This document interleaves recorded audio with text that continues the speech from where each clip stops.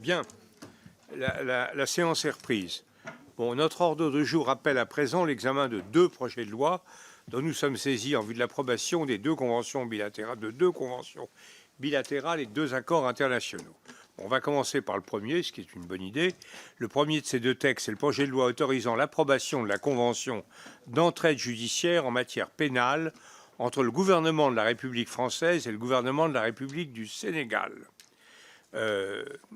Et de la convention d'extradition entre le gouvernement de la République française et le gouvernement de la République du Sénégal.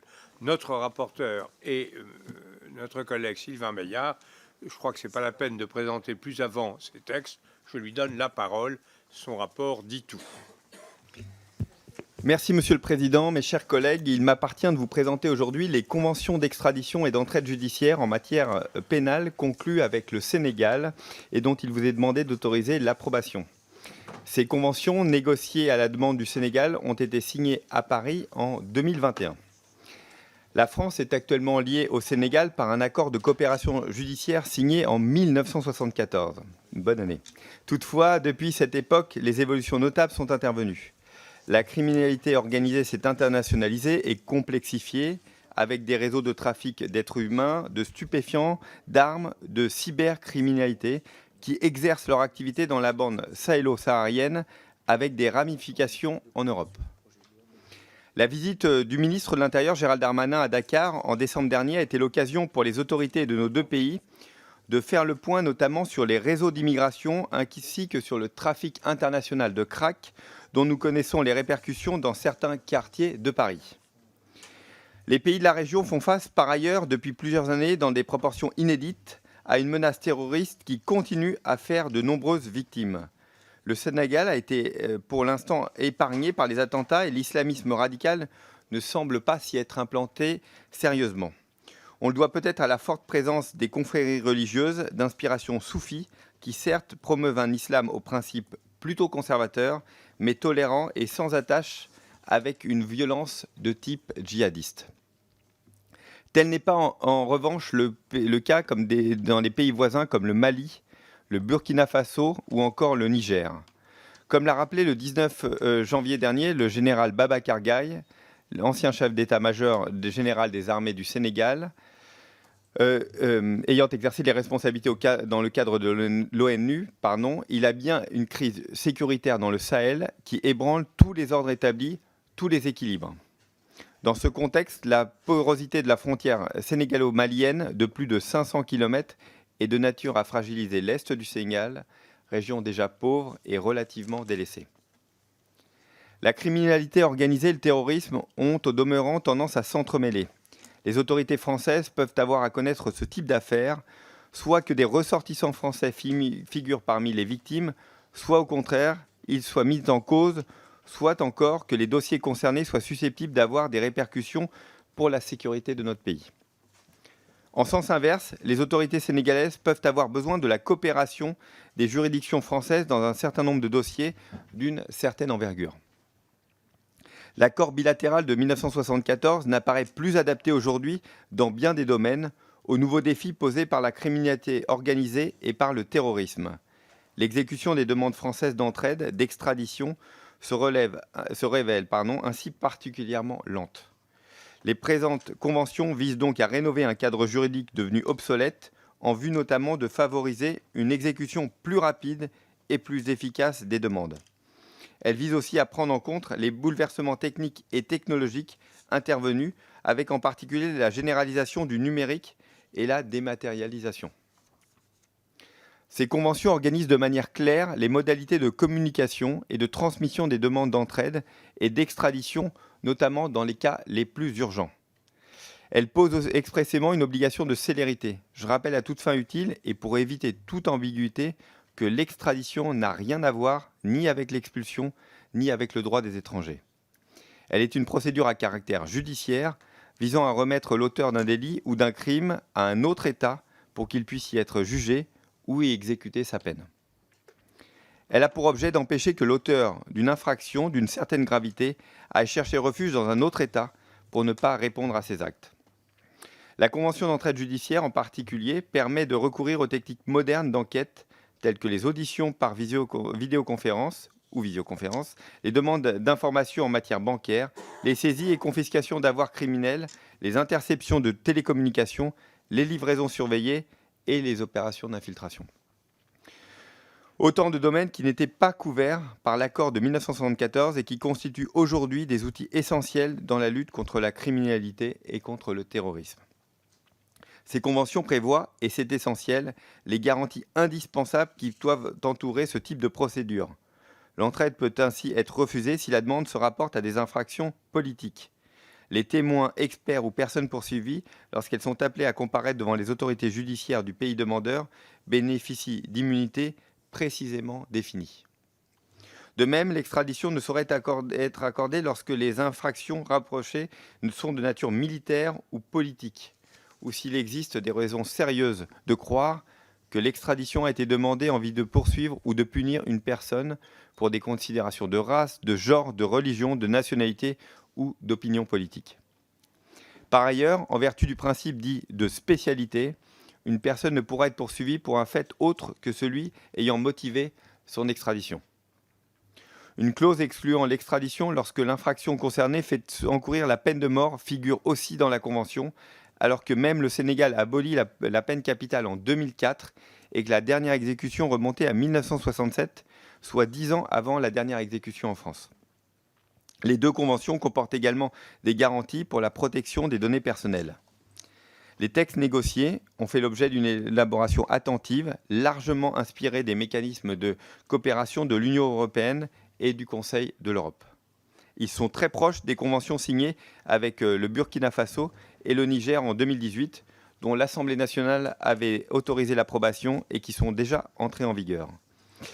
Il me paraît important que cette modernisation du cadre juridique s'accompagne d'une disponibilité de notre pays pour aider le Sénégal à s'approprier ces nouveaux outils. La France a commencé à le faire par l'intermédiaire de son magistrat de liaison en poste à Dakar. Par ailleurs, un projet mis en œuvre par Expertise France depuis un an tend à développer au Sénégal un bureau de l'entraide pénale internationale sur le modèle du bureau français. La France a contribué ainsi à la création de l'École nationale de cybersécurité à vocation régionale de Dakar. Elle met par ailleurs en œuvre des programmes de formation des magistrats étrangers, notamment africains. La coopération judiciaire entre nos deux pays peut s'appuyer sur une culture juridique et administrative en grande partie commune.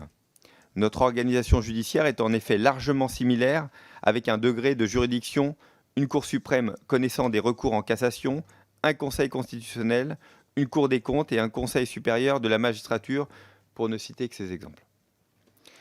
Les principes classiques du droit pénal français, tels que le principe de l'égalité des délits et des peines, ont également été repris dans le Code pénal sénégalais en 1965, complété par de nouvelles incriminations. J'ajouterai que cette coopération, au-delà même du cadre juridique qui nous rapproche, peut s'appuyer sur les liens d'amitié particulièrement anciens et solides. Rappelons que la langue officielle du Sénégal est le français, ou encore que les 2/3 des étudiants sénégalais à l'étranger se trouvent en France, où ils constituent le premier contingent d'étudiants étrangers francophones. Fait significatif également, le Sénégal est le seul pays d'Afrique subsaharienne avec lequel la France tient un séminaire intergouvernemental, alternativement à Dakar et à Paris. La 5e édition s'est tenue le 8 décembre dernier. Les visites bilatérales entre nos deux autorités sont nombreuses. Elles peuvent d'ailleurs, au besoin, être l'occasion de se dire des choses lorsque nos vues ne concordent pas. Tel avait été le cas, par exemple, lors de l'adhésion du Sénégal en 2020 à la déclaration dite du consensus de Genève. La France restera également attentive, par exemple, dans le respect bien sûr de la souveraineté du Sénégal, aux conditions de déroulement des élections en 2024. En résumé, au regard tant des enjeux de lutte contre la criminalité organisée et le terrorisme que des liens forts qui nous unissent au Sénégal, l'approbation de ces conventions me paraît particulièrement opportune et bienvenue. C'est pourquoi je vous invite, mes chers collègues, à adopter le présent projet de loi qui l'autorise. Je vous en remercie. Merci infiniment, monsieur le rapporteur. Pour le premier groupe à prendre la parole est celui des socialistes et apparentés, et c'est donc monsieur Alain David qui s'y colle. Merci, monsieur le président. Monsieur le rapporteur, mes chers collègues, on l'a vu, le Sénégal entretient depuis l'accord de coopération judiciaire de 1974 des relations de coopération significatives en la matière. Les traités internationaux conclus dans le cadre de l'Organisation des Nations Unies, dont il est parti, et qui l'engagent dans le cadre de la coopération judiciaire avec la France sont nombreux. La Convention unique sur les stupéfiants, la Convention contre la torture et autres peines ou traitements cruels, inhumains ou dégradants, la Convention contre le trafic illicite de stupéfiants ou de substances psychotropes, la Convention contre la criminalité transnationale organisée, adoptée par la résolution 55-25 de l'Assemblée générale et la Convention contre la corruption. La France est le principal demandeur en termes de coopération judiciaire. On note depuis 2011 un nombre significatif de demandes de coopération, avec 108 demandes d'entraide judiciaire, dont 40 sont toujours en cours d'exécution, et 14 dénonciations officielles. Les délais de demande d'exécution restent parfois longs et l'on peut former le souhait que ces textes accélèrent les procédures et facilitent les démarches. En tout état de cause, le groupe socialiste et apparenté votera ces textes qui ne sont pas seulement techniques, mais constituent un indéniable progrès. Merci. Bon, ce n'est pas une question posée au rapporteur, mais peut-être Non. veut-il dire quelque chose ou remercier peut-être M. David. Voilà. Merci M. David. Et moi, je crois qu'on est vraiment parfaitement alignés. Et donc, je suis évidemment à votre disposition si vous avez des questions plus précises. Bien, votre groupe. Comme elles ne viennent pas maintenant, c'est une très bonne chose. Pour Horizon et Apparenté, c'est Mme Cocher, bien sûr. Monsieur le Président, Monsieur le rapporteur, chers collègues. Alors là, comme vous l'avez dit, la France engagée depuis maintenant 10 ans au Sahel se doit de disposer d'outils juridiques appropriés avec ses partenaires dans la région pour lutter efficacement contre le terrorisme. La demande de modernisation de la part du Sénégal du cadre fixé par la Convention de 1974 est une opportunité d'adapter notre coopération en matière pénale à ces nouveaux enjeux. Ces deux conventions incluent en effet des stipulations spécifiques visant à favoriser les auditions par visioconférence et permettant des moyens d'action plus importants dans nos missions d'infiltration des réseaux criminels. La Convention d'entraide judiciaire en matière pénale et la Convention d'extradition sont en parfaite cohérence avec nos engagements internationaux. Elles sont relativement similaires aux conventions existantes au sein de l'espace économique européen et entre les pays du Conseil de l'Europe. Elle préserve de même notre souveraineté avec suffisamment de garanties permettant de refuser une entraide ou une extradition pour des raisons d'ordre politique ou touchant à la sécurité nationale. Le groupe Horizon et Apparenté votera donc en conséquence en faveur de ce projet de loi. Monsieur le rapporteur, vous revenez brièvement dans votre rapport sur le regain de conservatisme dans la société civile sénégalaise. Vous faites notamment référence à la signature par le Sénégal du consensus de Genève, un texte ouvertement hostile à l'avortement. Est-ce que ce regain de conservatisme pourrait avoir un impact sur les conventions que nous examinons aujourd'hui ou leur application future ? Il y a une question, monsieur le rapporteur. Oui, c'est évidemment un regard extrêmement attentif que nous devons avoir par rapport à ces prises de position politiques. On a une situation compliquée au Sénégal à l'heure actuelle avec une situation politique extrêmement difficile. La Convention, pour son application, au fond, est assez étanche aux questions politiques, en tout cas à l'organisation politique et à la conduite gouvernementale. Mais l'idée, elle est très simple, c'est de pouvoir évidemment normaliser les relations et de pouvoir protéger à travers cette Convention des modifications d'interprétation de la doctrine politique ou des opposants politiques du gouvernement actuel ou des gouvernements qui viendraient à être en place au Sénégal. Donc nous devons être relativement étanches tout en étant très attentifs à les vraies difficultés que traverse actuellement le Sénégal. D'ailleurs, dans mon discours tout à l'heure, je remettais en exergue parfois et entre autres la déclaration de Genève dont vous parliez tout à l'heure, de certaines, en tout cas, dérives de notre point de vue, mais qui ne doivent pas entacher les bonnes relations que nous avons traditionnellement avec le Sénégal. Je vous remercie. Pour les écologistes et apparentés, c'est monsieur Taché, député du Val d'Oise. Merci, Monsieur le Président. Merci, Monsieur le rapporteur, chers collègues. Alors, il faut évidemment d'abord rappeler la relation spécifique qui unit le Sénégal à la France. C'est une relation complexe puisqu'il s'agit de la plus ancienne colonie africaine de la France. Plus de 60 ans après son indépendance, on assiste aujourd'hui à la montée d'un sentiment anti-français aussi dans toute une frange de la population, aussi au Sénégal. Il faut donc se traiter ce dossier avec la hauteur de vue nécessaire, considérant notre histoire commune, en faisant preuve d'humilité et de respect. Les termes du premier accord concernant l'entraide judiciaire ne semblent pas poser de problème particulier. Il s'agit là d'un texte qui permettra de lutter plus efficacement contre le trafic de drogue et le terrorisme. Il existe en effet de nombreux accords identiques, vous l'avez rappelé, monsieur le rapporteur, et si cela peut permettre de faciliter la conduite d'enquête judiciaire, tant mieux. Le second accord doit, à notre sens, être regardé de plus près. Qu'il s'agisse de l'exercice d'une peine ou de poursuites pénales, le projet de convention stipule que si les infractions reprochées sont de nature militaire ou politique, il existe un droit obligatoire de refuser l'extradition. Mais quel est le périmètre exact d'une infraction politique dans un pays où le pouvoir exerce un contrôle de plus en plus autoritaire sur ses citoyens ? En effet, Macky Sall, président de la République, semble peu enclin à laisser son siège lors des élections de 2024. La constitution sénégalaise limite pourtant le nombre de mandats consécutifs à 2. La stabilité de ce pays, souvent présenté à l'extérieur comme un modèle de démocratie dans la région, est ainsi mise à l'épreuve. Alors qu'une opposition se forme, ses responsables ont presque tous eu affaire à la justice au cours des dernières années. Lors des manifestations, le gouvernement n'a pas hésité à utiliser les blindés contre la foule, le ministre de l'Intérieur traitant les manifestants de terroristes. A suspendu d'ailleurs 2 chaînes de télévision pour avoir diffusé des vidéos de manifestations et a coupé Internet à plusieurs reprises. Enfin, la dizaine de morts et les centaines d'arrestations témoignent de la violence de la répression.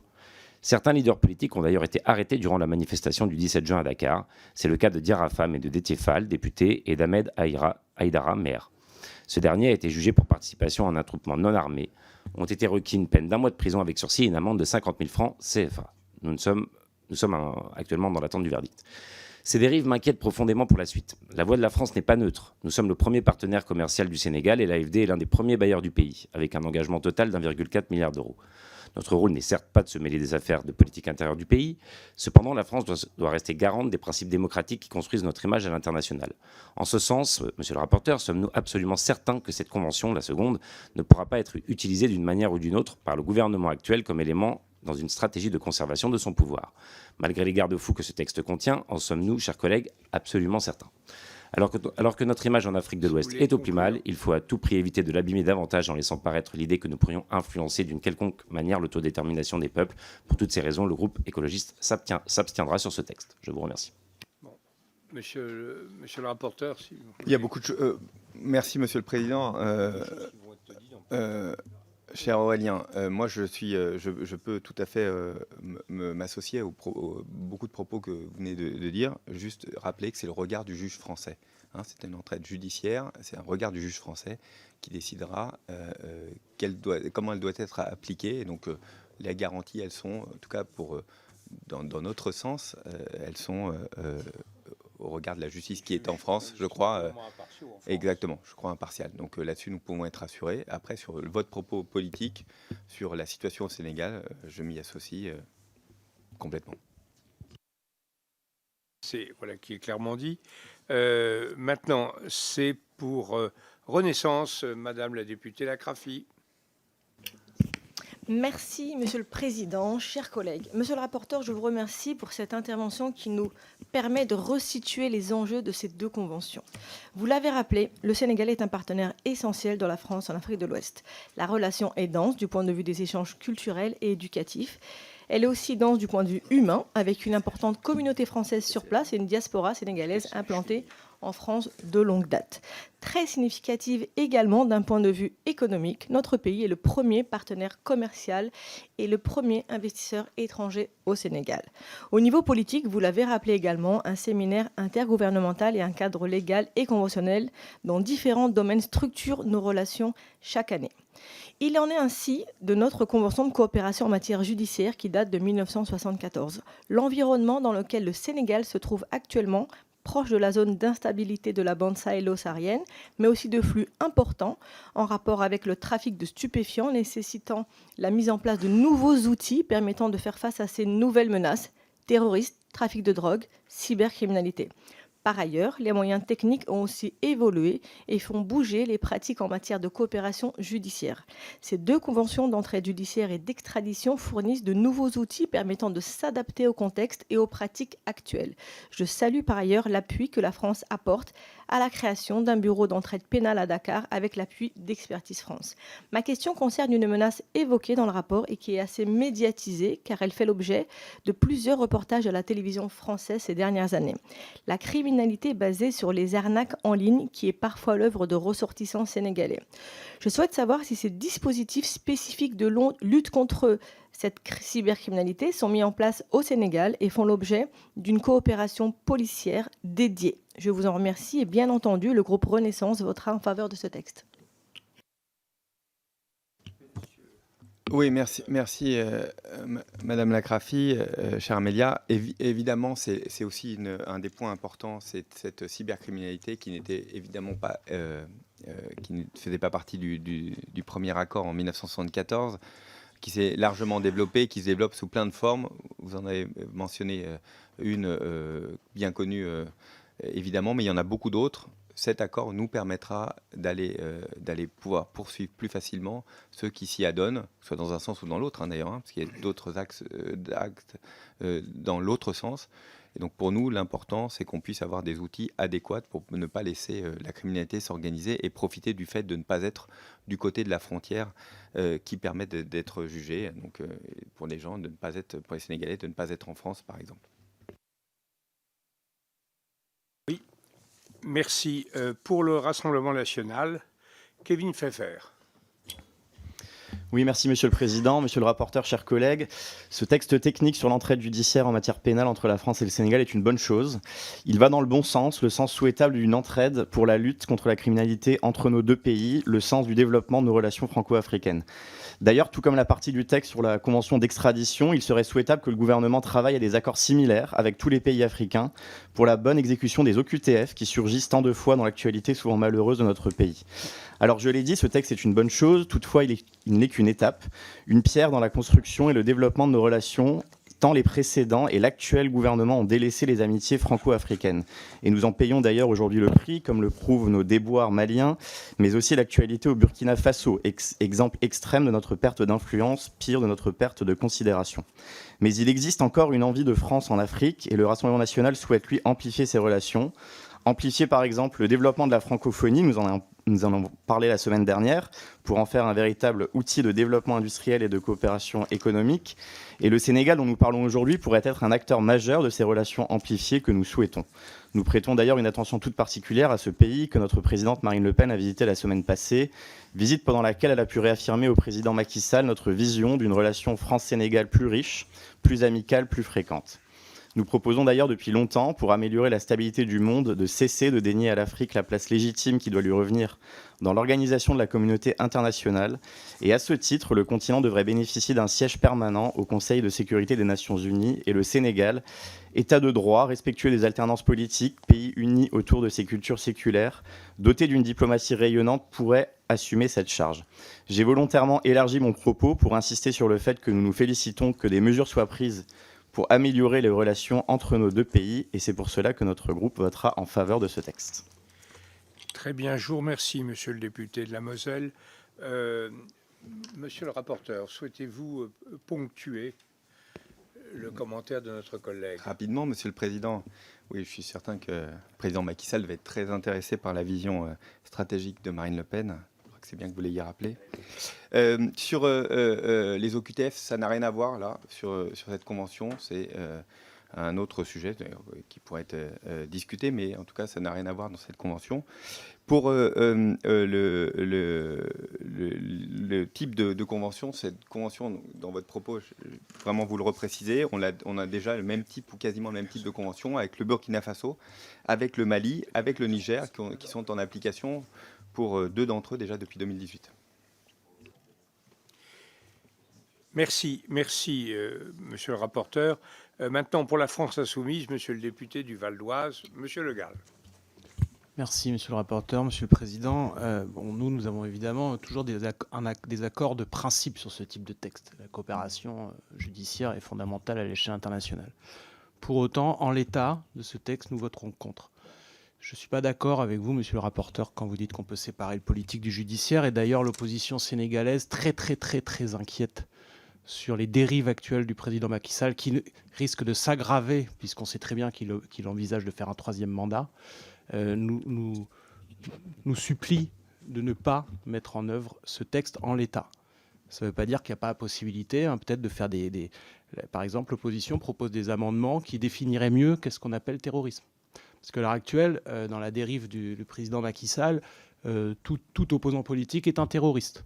Alors j'entends ce que vous dites quand ça restera la liberté du juge français, mais enfin, en attendant, si la situation est déjà aussi confuse au départ, il y a tout lieu de s'inquiéter sur la manière dont vont s'opérer les extraditions. Amnesty alerte également sur le caractère extrêmement extensif de la définition du terrorisme qui s'applique actuellement de plus en plus au Sénégal.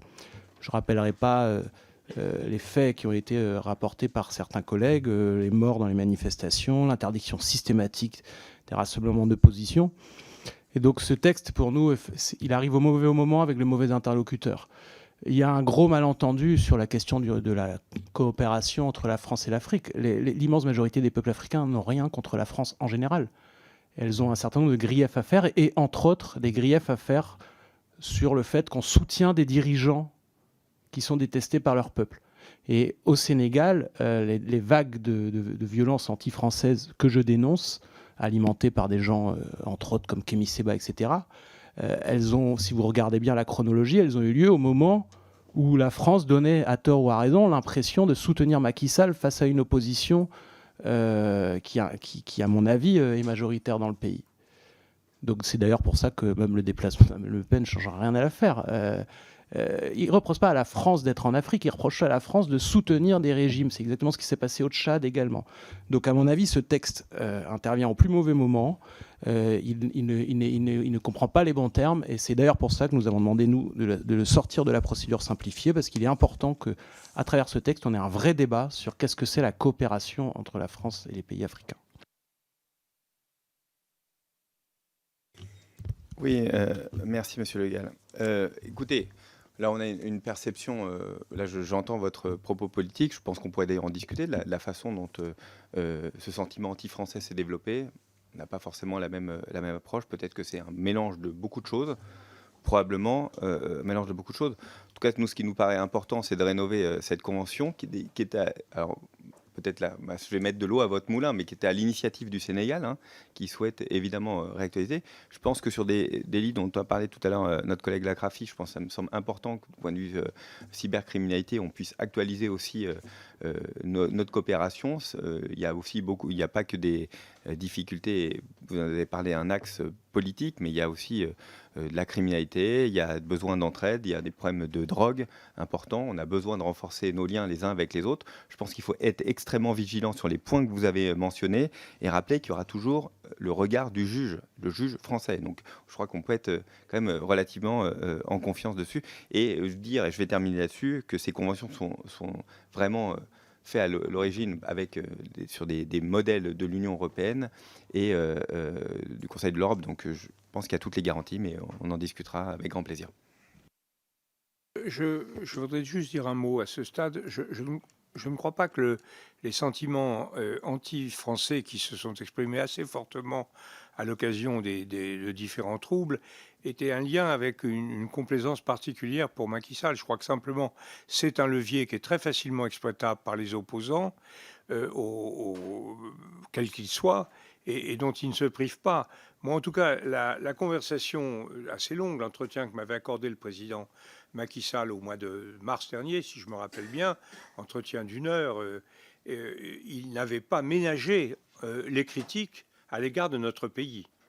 Et d'ailleurs, ça s'était exprimé par le non-vote de la résolution sur l'Ukraine, qui a été quand même un peu une surprise. Mais d'une façon générale, il mettait assez fortement en cause les responsabilités de la France sur l'opération en Libye, qui était selon lui l'une des causes de cette espèce de mouvement terroristes qui descendaient progressivement à partir de la Libye jusqu'au golfe de Guinée au sens large. Donc je trouve que, je pense que ce sont deux variables assez indépendantes, mais je comprends très bien. Je voulais simplement apporter cette précision d'information, c'est tout. J'ai dernière intervenante pour le groupe démocrate, modem et indépendant, Madame la députée du Puy-de-Dôme, Madame Wischinski. Merci, Monsieur le Président. Alors, merci à notre rapporteur, d'abord. Et je crois que mon ancienne vie de juge, j'espère, apportera un autre éclairage. Très rapidement, l'objet de ces accords, c'est de moderniser un accord précédent qui existe déjà, qui est la Convention de 1974 sur la coopération judiciaire et qui comprenait aussi dans son champ l'extradition. Donc, je dirais que sur la coopération judiciaire, et quand on sait ce qui se passe à la Porte de la Chapelle, par exemple, quand on y vit, quand on connaît ces rues, quand on pense à l'immigration clandestine, quand on pense à la menace terroriste dans la fameuse BSS que nous avons évoquée ce matin, on ne peut qu'être favorable à une amélioration, je dirais, de la performance de la coopération judiciaire. Nous avons des systèmes juridiques assez proches, une organisation judiciaire tout à fait similaire, des codes similaires aussi. Il y a maintenant un magistrat liaison, ce qui est assez novateur, et même un bureau d'entraide qui est en train de se créer. Donc je ne comprends pas comment on ne peut pas être favorable à cette amélioration. Sur la politique actuelle, moi, j'appartiens à une génération qui apprenait les poésies de Léopold Sédar Senghor. Donc, je connais l'histoire de nos relations avec le Sénégal. Aujourd'hui, elle n'est pas la même. C'est vrai, je rappelle que le premier président de la République du Sénégal, Léopold Senghor, avait été ministre en France. Bref, je referme cette parenthèse pour dire que si la situation politique au Sénégal peut poser question et pose question, il faut aussi faire confiance aux juges. Le politique n'est pas le juge n'est pas le politique. Et pour bien connaître la procédure d'extradition, je crois que nous n'avons pas de crainte excessive à avoir. Je termine par une toute petite question, mais qui s'inscrit un peu dans ce contexte. Est-ce que vous pensez au contraire que le renforcement de cette coopération puisse avoir une incidence sur les critiques dont la France fait l'objet sur son action dans les régions du Sahel? Je vous remercie. Vous pouvez répondre à Madame Wischinski. Madame la députée, je ne sais pas quoi vous répondre à ce que vous dites sur cette dernière question. Est-ce que ça renforcera? Je ne le pense pas. L'histoire nous le dira, mais ce qui est certain, c'est qu'il faut qu'on puisse, vous l'avez dit dans des termes, je crois, parfaitement adéquats, qu'on puisse moderniser une convention qui existe déjà et qui doit correspondre à notre siècle. Elle date d'un autre siècle avec d'autres difficultés, avec d'autres technologies. Il faut absolument qu'on la modernise. Le sentiment anti-français qui est largement aussi utilisé, c'est le ressort. Le président l'a rappelé il y a quelques minutes. Je crois qu'il ne se basera pas uniquement sur une actualisation de cet accord. Et je crois que cet accord est vraiment important dans les mois et dans les années qui viennent.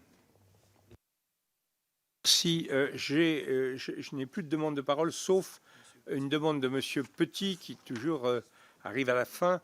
Alors je lui donne la parole très rapidement, parce qu'il faut... En tout cas, la liste est close maintenant. Très rapidement, le modem outrageusement. Oui, merci, Monsieur le Président. Très rapidement, je voulais juste alerter la Commission sur la contradiction qu'a commencé à relever ma collègue Laurence. Vous l'avez cité, Monsieur le rapporteur, la présence d'Expertise France. C'est-à-dire que vous savez, mes chers collègues, que je suis rapporteur du 185. Ça fait 5 ans que nous nous battons pour que le gouvernement casse les silos qui font justement ce que nous avons regretté tout à l'heure avec le chef d'état-major, c'est-à-dire que la France n'intervient pas de manière globale. Or là, cette convention, cette modernisation de la convention, non seulement elle est nécessaire, comme nous l'avons dit, mais en plus elle suit un processus de modernisation de notre administration et de notre diplomatie d'influence par l'intervention de JCI et d'Expertise France. Ce sont des évolutions qui ont eu lieu il y a 3-4 ans, qui permettent aujourd'hui d'avoir vraiment une coopération dans des domaines qui font que la présence française, de manière, évidemment on ne peut pas savoir ce que ça va faire, mais permet et maintient cette coopération. Donc je suis complètement surpris que la solution soit toujours on s'en va, on fait tout, on règle tout et après on commence le match. Non, la France est présente, elle est présente avec l'outil adéquat, modernisé, et on en voit les conséquences aujourd'hui. Donc je suis absolument surpris qu'on puisse voter contre cette ratification. Bon, je crois que M. Petit dit qu'il est pour. Est-ce que vous voulez ajouter un mot, monsieur le rapporteur? Non, écoutez, On vote. Bon, allez, on vote. Madame Soudé, non, vous n'êtes pas inscrite, mais c'est pas grave. Madame Soudé. Vous n'êtes pas inscrite, mais Madame Soudé, alors. Mais vous aviez demandé? Oui, apparemment. Ah bon, bah alors donc, si c'est une friture sur la ligne, on ne va pas vous en pénaliser. Monsieur le Président, chers collègues, la menace terroriste ne doit pas servir de prétexte pour couvrir les velléités de maintien hégémonique d'un pouvoir qui se meurt. Nous ne pouvons ignorer les dérives actuelles du gouvernement sénégalais en place et la criminalisation des opposants politiques. En mars 2021, Amnesty International dénonçait une vague d'arrestations arbitraires d'opposants et d'activistes pour des motifs fallacieux, la mort de Tchèque Colli, victime de répression létale, et la suspension de 2 chaînes de télévision durant 72 heures. Que dire encore de la récente arrestation du journaliste Pape Alé Niang, dont les charges étaient fantaisistes et politiques, selon la coordination des associations de presse. Dans ce contexte, comment garantir que les oppositions politiques ne soient pas davantage muselées et que nous n'assisterons pas à une recrudescence des prisonniers politiques sous couvert de lutte antiterroriste afin de laisser le champ libre au maintien d'un système autocratique?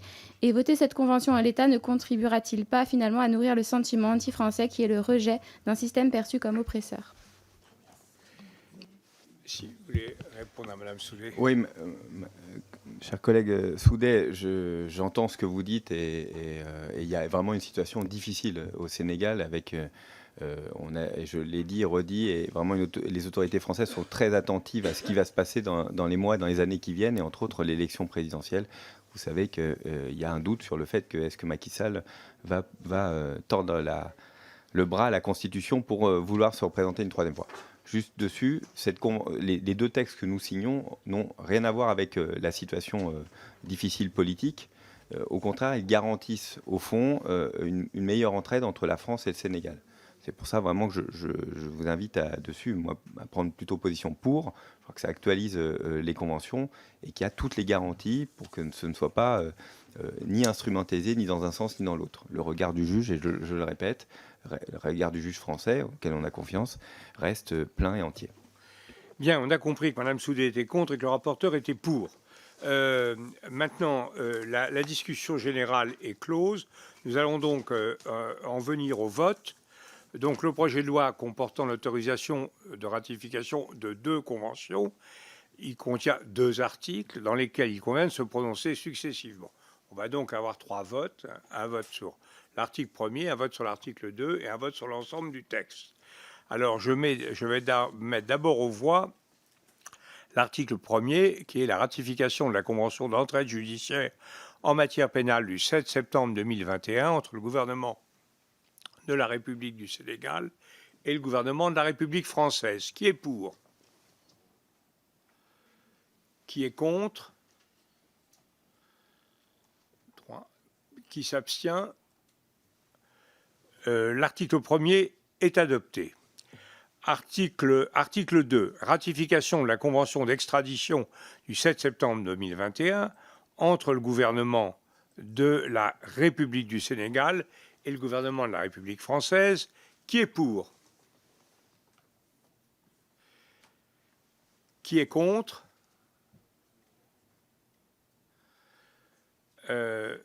Qui s'abstient? Bon, il est adopté. L'article 2 est adopté. Maintenant, je mets aux voix l'ensemble du projet de loi. La commission est-elle d'avis d'adopter le projet de loi numéro 213, autorisant donc l'approbation des 2 conventions d'entraide judiciaire en matière pénale et d'extradition du 7 septembre 2021, signé avec le Sénégal. Qui est pour? Qui est contre? Qui s'abstient? Tous ces votes sont très subtils. Et le projet de loi numéro 213 est adopté à une large majorité et dans la subtilité. Petit mot. Je félicite d'abord le rapporteur d'avoir conduit son vaisseau au port et je lui donne évidemment la parole. La première étape, merci Monsieur le Président pour le conduire au port. Vraiment, vous remercier pour ces échanges et remercier particulièrement notre administrateur et l'administration qui a vraiment fait un travail formidable. On le dit pas suffisamment et sans eux, ce serait toujours compliqué de tout faire. Ils sont bons parce qu'on va nous les prendre. Et il faut toujours le dire. Merci à vous. Bien sûr. Bien sûr. Bon.